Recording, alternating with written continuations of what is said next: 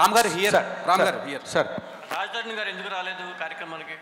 రాజ్ తరుణ్ గారు బయట ఏదో ఒక ఇష్యూ నడుస్తుంది, పర్సనల్ ప్రాబ్లం వల్ల ఆయన రాలేదండి. ఆయన కొంచెం ఆయన పర్సనల్ ప్రాబ్లమ్స్ ఇబ్బందుల్లో ఉన్నారు. సో దానివల్ల మేము అర్థం చేసుకున్నాం, ఆయన అందుబాటులో లేరు కాబట్టి మా ముందు సినిమా అనేది అందరి సినిమా చేశారా మీరు? ఈ ప్రోగ్రామ్ ఉందని ఏమనండి, ఈ ప్రోగ్రామ్ ఉందని ఇంటిమేట్ చేశారా? ఇంటిమేట్ చేసాం. ఆయన ఈ సపోజ్ టు సెండ్ మీ ఒక వీడియో బయట కూడా పంపించాల్సింది ఉంది. సో దీనికి మేబీ ఆ మధ్యలో ఫోన్ ఒకటి మాకు అందుబాటులో రాకపోవడం వల్ల బయట రాలేదు, లేకపోతే ఆయన మాకు బయట ఒకటి పంపించారు. ఆయన పురుషోత్తముడనే భావిస్తున్నారా మీరు? ఆయన చేసిన పాత్ర 110% పురుషోత్తముడే అండి. పాత్ర పురుషోత్తముడు. ఆయన పర్సనల్ ప్రాబ్లమ్స్కి, మన పర్సనల్ ప్రాబ్లమ్కి సినిమాకి లింక్ పెట్టలేము. Ram garu here. Yeah. Actually Telugu ఫిలిమ్స్లో ఫస్ట్ టైం ఒక ప్రీ రిలీజ్ ఈవెంట్కి హీరో లేకుండా చేస్తున్నారు. సో దాని మీద మీ ఒపీనియన్ ఏంటి? అండి, ఆయన ఉంటే ఇంకా చాలా బాగుండేది. ఇప్పుడు మనం దాని గురించి అందరికి ప్రపంచం అంతా తెలిసిన విషయం ఆయన ఎందుకు రాలేకపోతున్నారు అదో, మన కుటుంబంలో ఒక వ్యక్తి ఒంట్లో బాగోపోతేనో సరిగ్గా పని చేయలేకపోతున్నా కుటుంబంలో మిగతా వ్యక్తులు సభ్యులు ఆ పని చేస్తారు. ఇంట్లో అమ్మ అన్నం వండట్లేదని మనం పస్తులు పడుకోం, నాన్న వండుతాడు, అక్క వండుతుంది. అలాగే ఈ రోజున హీరో గారు అందుబాటులో లేనప్పుడు హీరోయిన్ ఉన్నారు, మనకి ప్రొడ్యూసర్ ఉన్నారు, నేనున్నాను, యాక్టర్స్ వచ్చారు, చాలా అద్భుతంగా సపోర్ట్ చేస్తూ ఉన్నారు. సో ఇది ఇట్స్ కంబైన్డ్ ప్రాజెక్ట్ అండి. ఒక మనిషి లేరు, ఉంటే బాగుండేది, ఆయన అందుబాటులో లేరు కాబట్టి. కానీ మేము ఆయన లేకపోయినా కూడా మాకున్న స్ఫూర్తితో ముందుకు వెళ్తా ఉన్నాం. రమేష్ గారు, సో హీరో వల్ల మూవీ బిజినెస్ ఏమైనా మీకు లాస్ అయిందా, లేదంటే బాగానే జరుగుతుందని నమ్మకం ఉందా?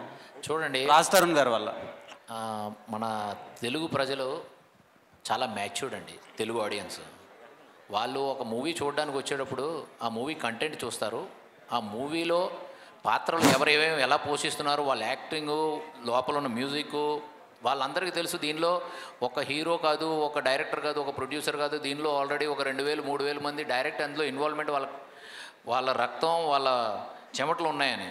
అందుకని నేను ఆ పర్టికులర్లీ బిజినెస్ పరంగా ఏదవుతుంది అనేది అందరి చేతుల్లో ఉంది. దాని గురించి మేమే ఎక్కువ అంచనాలు గట్టా వేయట్లేదండి. మేము రిలీజ్కి ఆల్రెడీ రిలీజ్ వచ్చేసాం మనం 26ని. బిజినెస్ మొత్తం అంతా దాని క్వాలిటీ మీద నడుస్తుందండి, మిగిలిన అన్ని దేవుడి చేతులు అండి. రమేష్ గారు హలో అండి, హియర్ ఇక్కడ అండి. Hi, I'm Babita from Big TV. Sir, whether it's a good or bad, positive or negative, మీ సినిమాకి అయితే నేషనల్ వైజ్గా ప్రమోషన్స్ అయితే రాజ్ తరుణ్ గారి వల్ల వచ్చేసాయి. సో దీన్ని మీరు ఎట్లా తీసుకుంటున్నారు? నేను మళ్ళీ చెప్తున్నాను, యాక్చువల్లీ పర్సనల్ ప్రాబ్లమ్స్ అనేది మేము అందులో మీరవనివ్వండి మేనవ్వండి చేసేదే ఉండదండి. అది లైఫ్లో ఇదొక పార్ట్ అండి, వస్తుంటాయి, ఎక్కువ తక్కువలు అవుతుంటాయండి. అయితే దీనికి ప్రమోషన్ అనేది మీరు దాన్ని ఏ యాంగిల్లో మీరు దానికి నేషనల్ వైజ్ ప్రమోట్ అయిందనుకుంటారు అది నాకు తెలీదు.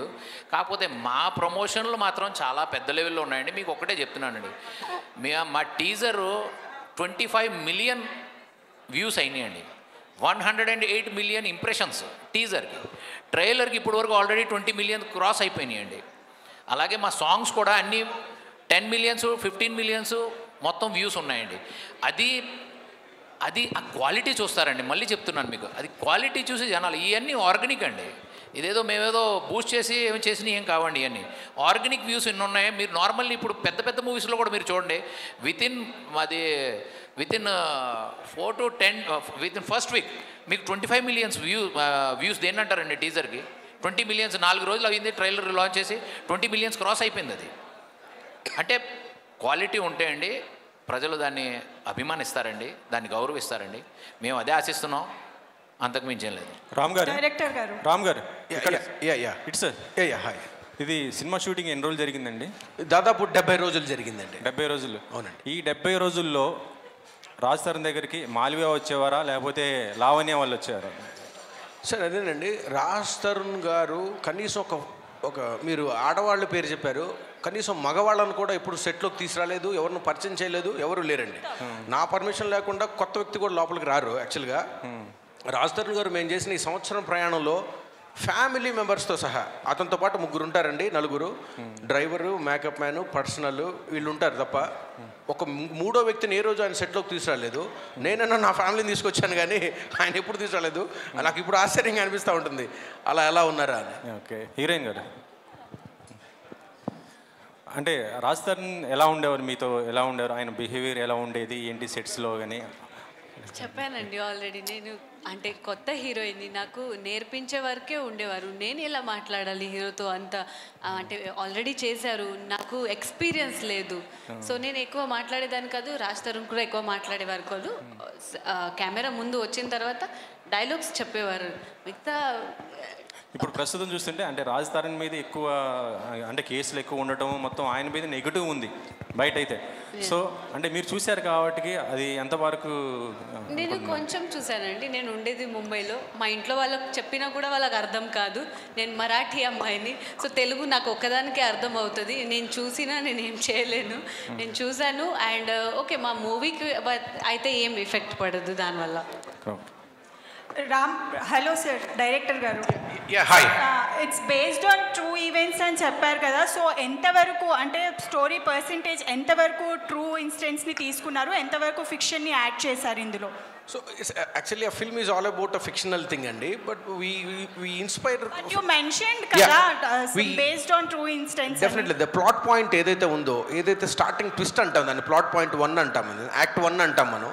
Act 1 I took it from a real incident అండి. ఒక మనిషి జీవితంలో నిజంగా జరిగిన సంఘటనని పేపర్లో పడి దాన్ని నేను రీసెర్చ్ చేసి చాలా ఆశ్చర్యపోయి నేను చాలా ఆనందపడి దీన్ని తీసుకొని దానికి ఒక సినిమాటిక్గా కథని డ్రామాని అల్లి ఆర్టిస్ట్ని చేసుకొని ఒక బ్యూటిఫుల్ కథను తయారు చేసుకున్నామండి.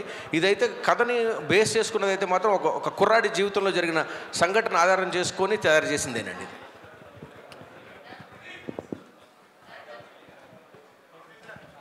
So thank you so much అండి. Thank you so much.